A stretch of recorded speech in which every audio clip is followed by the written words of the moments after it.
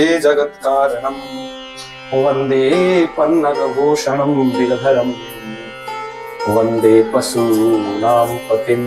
इस श्लोक में एक शब्द आया है मृगधरम। इस मृगधर शब्द का अर्थ क्या है, जो कि भगवान शिव की कई स्तुतियों में आया है। तो फिर हमने सोचा अब इसकी विधिवत पड़ताल करके आपको बताई जाए। मृगधर शब्द के अर्थ की खोज में हमने 3 AI का प्रयोग किया, जिसमें पहला चैट जीपीटी, दूसरा जेमिनाई और तीसरा दीपसिख।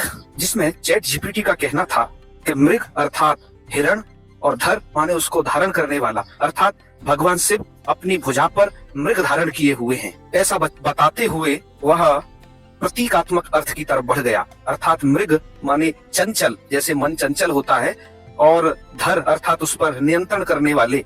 इस प्रकार के अर्थ को चैट जीपीटी बताने लगा और इससे जुड़ी हुई उसने कुछ पौराणिक कथाएं भी बताई, पर वो सभी यह सिद्ध करने में बिल्कुल समर्थ नहीं थी, इसलिए मृगधर कहा जाता है। हम इससे भी संतुष्ट नहीं हुए। फिर हम अपने दूसरे AI जेमिनाई की तरफ बढ़ गए। जेमिनाई का कहना था मृग अर्थात चंद्रमा, उसको धारण करने वाले भगवान शिव।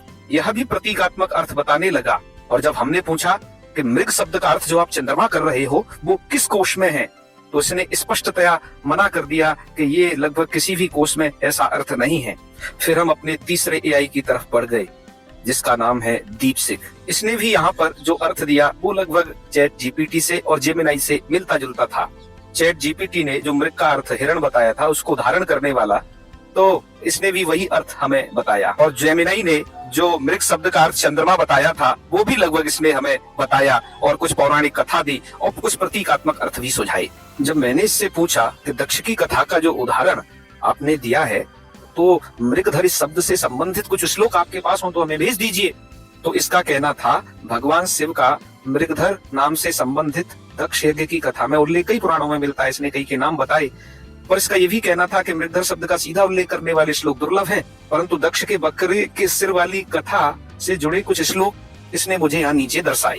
जब इसने सबसे पहला श्लोक शिव पुराण कोटि रुद्र संहिता अध्याय 12 श्लोक संख्या 43 का दर्शाया, ततो दक्षम पुनर्जीव्य शिरसा मृगम उत्तमम। यहाँ पर मृग शब्द का तो नाम आया है, और भी इसने नीचे वायु पुराण के, मत्स्य पुराण के अन्य श्लोक भी दर्शाए। परंतु जब मैंने इन श्लोकों को चेक किया तो शिव पुराण के कोटि रुद्र संहिता में श्लोक है ही नहीं। 43वें नंबर का जो श्लोक है वो इससे अलग है। तो मुझे समझ में आ गया कि मैं जो उत्तर खोजना चाहता हूँ उसका जवाब इन AI के पास अभी है नहीं। और मैं बात करूं विशेष रूप से दीपसिख की, तो ये तो सबसे ज्यादा बर्ग लाने वाला AI है। ये तो श्लोक अपने तरफ से बना करके दे देता है। ऐसा मेरे साथ ये पहले भी कई बार कर चुका है। तो इस AI से बहुत सावधान रहने की जरूरत है कि शास्त्र में जो श्लोक है नहीं उनको भी ये बना करके आपको दे सकता है। तुम्हें ऐसा लगेगा उसकी भाषा से, अरे ये तो वहां जरूर होगा। इसके बाद मैंने सोचा ये नहीं खोज पा रहा है, तो चलिए मैं ही शिव पुराण में OCR सर्च करके आर्काइव वेबसाइट की सहायता से कुछ खोजता हूँ। तो जब मैंने खोज आरंभ किया तो ततो दक्षम जैसे मुझे कोई भी श्लोक की प्राप्ति नहीं हुई, परंतु मुझे मृगधर इस शब्द के अर्थ के विषय में कुछ संकेत इस श्लोक से मिलने लगे।